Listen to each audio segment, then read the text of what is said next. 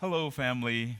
I'm Patrick Hello. Kasongo, I'm Naike Kasongo. and we are back again with our third installment of our guilt free parenting. Parenting. We want to thank you so much for going all the way through the first two and being here with us on this third session. Right. Today, in particular, we're going to be talking about how to overcome some of the conflicts between parents and kids, okay? Yeah. Because this is a real thing out there. Again, we're talking about guilt free parenting, navigating through all the things that we have to face on a day to day basis as parents. If this is your first time tuning in, thanks for tuning in. One of the first things that we established in our first lesson was that everything that we are building on whenever we're talking to you or sharing these moments is based on the foundation of love Right. because we understand that without love we wouldn't have understood how to parent properly because we had to look at God's love towards us Right. as a father to be able to learn how to love our kids despite all of their weaknesses and all Right. of their issues. And so everything that we're sharing is based on that foundation of love. If you don't have love, everything that we're sharing is going to be that much more difficult to be able to deal with. But when we look at it from a lens and from the perspective of love, then it's easier to disseminate some of the things that some people may not naturally do. And Right. so today, as we share about sorting through conflicts, I think love, the love component comes into the picture even more Yes. because it's inevitable. It's inevitable that at some point in time that there will be conflicts when we're parenting. It's a natural thing. It's not a matter of if, it's a matter of when. Right. And whenever it does come, every family goes through this, and the most important thing is to understand that you're not alone dealing with some of the difficulties that you're dealing with your kids, with that relationship, as small or as big as it may be. There's something worse out there, and there's some people experiencing very similar things. Now, Right. I want you to also understand that conflict are not always based on negative factors. Right. Sometimes conflicts just arise from differing perspective on from the parent, the child, or our individual experiences bring us to see certain things completely differently. Right. And so some of our kids are going through a season of their lives or a culture that is much different from the culture that you were brought up in. Right. And culture can very much have to do with where you're from and or the area or environment that you're growing up in or the culture of your household, how Right. you were raised Right. within your household, the values that you guys carried. And it's important to be able to understand that some conflicts rise from the differing perspective. Right. And meanwhile, some conflicts are necessary also for the maturation process of our kids because kids, as we all went through certain moments of our lives where, because of our developing minds, we begin to see things our way and we begin to embrace certain truths that were unique to us. And as parents, we need to be careful because if we don't plan or prepare and manage those moments well enough, we will go against the grain Right. and we will begin to actually be on the opposite side of managing, as we stated in our first lesson, Right. managing our kids through those conflictual moments. So, learning to identify those moments are really key to the success of us navigating through most conflicts. Why is this arising? Is this a moment of maturation for our kids, and therefore they're on the opposite side of us in understanding this particular subject matter, or is this something that I need to readjust Right. within my parenting because there is a certain level of humility also that I Right. need to be able to recognize because my upbringing and my culture, my family culture, may have been completely different from what it is that we're seeing today. And so when conflicts happen, there has to be a certain level of grace and forgiveness Yeah. as well to be able to properly navigate through those moments. Yeah, and like Patrick said, you have to have grace and forgiveness, and humility, because as a Christian, you have to be aware of the influence of your upbringing, like the influence of your home, the type of parenting you had. That's why I love God, because we talked about love at the beginning. Not everyone grew up in a safe place. Not everyone grew up in a place where there was a father who was present, a mother who was present. So all of us, we have different experiences and different backgrounds. So we have to understand that, whether we like it or not, what we experienced in the past has a paramount influence with the style of parenting that we are trying to give to our children. Absolutely. I'll give my example. I personally, I'm a person, I don't like conflict. My husband here, Patrick, he doesn't mind it. Well, I won't say he welcomes it, but he will embrace it. You want conflict? Okay, let's talk about it. Me, I'm like, So I try to run away from it as much as I can. And sometimes I will even sacrifice myself just to make sure that this situation doesn't end up in conflict, because I just run away from it. But why am I running away from it? It's because the way I was brought up, I was not brought up in a place where it was safe to have a healthy conflict. I was not brought up in a place where my opinion really mattered, right? So you couldn't really be yourself and have the security the security to oppose or say no or things like that. So because of that experience, I grew up with this character of mine of just trying to avoid conflicts. But the problem is, as parents, like Patrick said, you will come across some conflict. So Right. I remember with my daughter a couple weeks ago, she really wanted to have a Snapchat. Yeah. And for years, I told her, you don't need it. Why do you need it? And so she was like, okay, Mom, when she was 10. Okay, Mom, when she was 13. But now she's 18. She's like, well, Mom, what's up with Snapchat? I'm like, but you still don't need it. It's like, but I want it. So now I didn't want her to have a Snapchat because I feel like it's unnecessary. It's not making you smarter. It's just distracting you. But she wanted it so bad, and automatically, again, because I don't like conflict, I was just like, nope, we're not talking about it. Move away, right? But I looked at her and I saw how she was really, like, she was crying, she was hurting. I'm like, you crying over Snapchat, right? But then I had to go back again to the creator here. That's why being connected to God is it makes your job a lot easier. I had to go back to God and be humble enough and say, okay, maybe I need to be careful. Maybe she can be wise on how she's handling Snapchat. Maybe she's not gonna get in trouble, So I had to go back and and say, hey, sorry. I mean, honestly, if you really want it, that's fine. I had to set boundaries for it. So all that was just to say that you have to be aware of your own limitations or the negative influences that your past or your own experience may have on your parenting, especially when it comes to conflict. So sometime, whenever I'm having a hard time with the child, I'll call him because he embraces it. So I'll be like, okay, go talk to your dad, because naturally speaking, I'm like, I don't want to deal with this.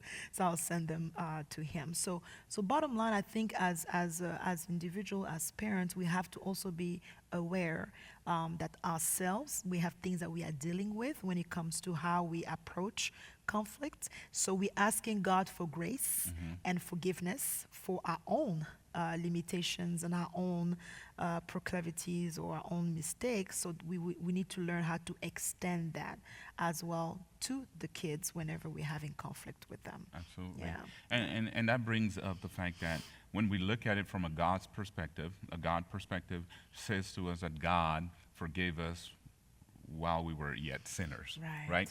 And so as we still struggle, He's still forgiving us. As our kids still struggle, as our kids are still managing some of the different perspectives and views, and as Nike just described, here we are telling our kids, hey, we're not interested in you being on the social Social media. media. And part of that, of course, comes from a wholesome place of making sure that we don't expose them to certain things that are out there. But Right. then we also recognize that you can't protect them forever to a Right. certain extent. And there's certain things that we have taught them over the years that we Right. simply need to be able to trust in the process that God has already worked on the inside of them. And so, while dealing with the conflicts, that place of grace needs to be ever so present so Right. that we can go back and say, am I just looking at this from my own perspective?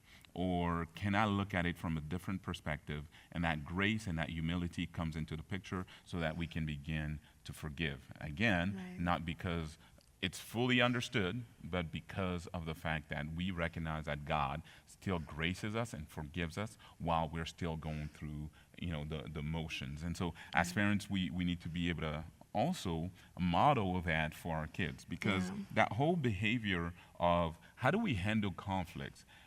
Nike stated that sometimes it comes from a negative experience of your past. Yep. And sometimes it's not even a negative experience, it's just an experience that looks different from what they're experiencing Right. today. But how it is that we handle conflict as parents models how we handle the conflicts even with our Right, kids and right. or between each other, Right, right? right. And so if we don't know how to show mercy and grace and To each other, forgiveness towards each other, Right. then it's going to be even more difficult to pass it on to the next person. Right. So embracing that truth and modeling that for our kids allow for them to understand that, hey, when mom and dad are saying this or that, or that it seems like we're on opposite sides, it's not because they want absolutely nothing good for us, which sometimes we'll hear these things come out of our kids, but they have to be able to understand that sometimes you can be on two different sides of the track and still And travel, still be a team. right? Yeah. And still move forward. Yeah, And so yeah. as we exemplify that within our marriage relationship, within our friendship Right, relationship, right. then we begin to pass it on to our Right. kids as well. Yeah, and I think one thing that I think we didn't do good at the beginning, but that's because of the culture that we were brought up. We were brought up in a culture where you cannot show your children whenever you are disagreeing. Remember, when you're in disagreement, you cannot show your children. So if we had, a small argument or or we disagree on something, we'll make sure that we will have those hot conversations in the safe place of our bedroom. So when our kids were growing up, they never saw us fighting or being mean to each other, things like that. Now I say we didn't do that too well because I noticed with time that was not really teaching them the proper way to resolve conflicts because we were hiding conflict from them. So we had to intentionally, and I'm just confessing this to him now, sometime whenever we're having dinner, I will purposely I will purposely not agree with something he will say, and other kids will just be there looking because I want to teach them that it's okay. We can be a winning team even though we don't agree in everything. So we've intentionally now exposed some of our conflicts so that they can see and understand that, yeah, sometimes people who love each other can agree to disagree, and that's okay. So we had to kind of, I don't know if you remember, we had to kind of switch that up because when we were very young parenting, we never, ever argued in front of them or even a disagreement about a movie. That just never happened Right. in front of our kids because of the culture that we were brought up in, right? So we had to intentionally now expose them to conflict and show them how to resolve it the right way. Because we know that when they leave our home, life is full of conflicts. With whoever they will marry, with their coworkers, their church friends. I mean, life is full of it. So hiding that from them was not helpful. It was actually making them, not having them being ready, if I can put it like that, for whatever it is that they will go do out there. So that's something that we actually had to kind of Adjust. adjust a little bit as we were growing as parents. Yeah. Yeah. And speaking Yeah. of those around the dinner table, intense, interesting, hot, she called it hot conversations. Yeah, those moments are pretty intense. And it's not like, we're being disrespectful for each other, towards each other. Rather, we are clearly disagreeing through a conversation. And what that looked like from the kids' perspective, I mean, just look, if you looked at them, they're completely quiet. Yeah, and they're They're just observing, going like, like this. what is happening, right? Can we speak? Can we? But none of them have ever jumped in. And I think one of the reasons why is because they've seen how it is that we can handle conflict and still be on the same page Yeah, after. yeah. Because after dinner, after that conversation, we're still playful Yeah, with we're each dancing other. in the living room. We're having fun with each other, and we turn the page. Yeah. And so it means that conflict can happen, and just because we're not seeing things eye to eye doesn't mean that the relationship is broken. Here's how we say it in a churchy context. We can be out of communion, but we will never be out of relationship. Right. Okay, just because I disagree with you or we're not in the same place in this particular season of life doesn't mean that I stop being your father. Right. That blood that still runs through, we can identify that your DNA is connected to mine regardless. And so conflict, yeah, will happen. And sometimes we do need to embrace it, but we need to know where it's coming from, the why of those particular moments Right. as well. And if I may add, because I think it also depends on what type of conflict you might be going through with your children, it's okay to ask for help. It doesn't mean that you have to do it alone. You really, I believe God places people in our lives for a reason. So if you are dealing with a conflict that's just above you, I mean, I've had to reach out to friends and say, how do you deal with this? Like, I don't know, how can you safely do this and that? So reach out for help, and that help could be a friend, it could be a parent if you have one nearby, or it could be a therapist. It's absolutely okay to reach out for help if you are going through a conflict that is just above your area of expertise. I am grateful that so far we've not have conflict that demanded a third party to come in, but I understand that our story is not everyone Right. story, so it is okay. I just want to make sure that you understand it's okay. It's okay to reach out for a third party to come in and be that mediator, yeah, and help to have a healthy conversation. Yeah. Yeah. And those conflicts that she speaks about, Yeah. never having to have a third party come in, it has to do with our kids because we've certainly had to have Oh, absolutely. Yeah. mediators when it came to our conflicts Right. on a higher level. But when it came to when it comes to our kids, we've never had it to where it was a situation where we had to get some intervention or And that's something by like God's that. grace. I'm thankful Absolutely, for that. that is absolute grace, not Yeah. because we're that good. We No. really aren't. But embracing that and just knowing that some of you guys may be facing more difficult challenges, but here to remind you that there's somebody facing something that is more difficult than you. And as Nike just said, asking for help and getting in touch with other parents, sharing your experiences, because sometimes you can feel like you're in a silo and you're the only one dealing with what it is that you're dealing with. But as I stated before, somebody has dealt with something much worse, somebody's facing something much worse, and getting connected with other people to walk you through those seasons, those difficult moments are really, really key. Yeah. Well, I really hope that somebody got a little bit Yes. of insight from this, and we want you to tune in to our next lesson coming up. We'll see you next time. All right. Thank you.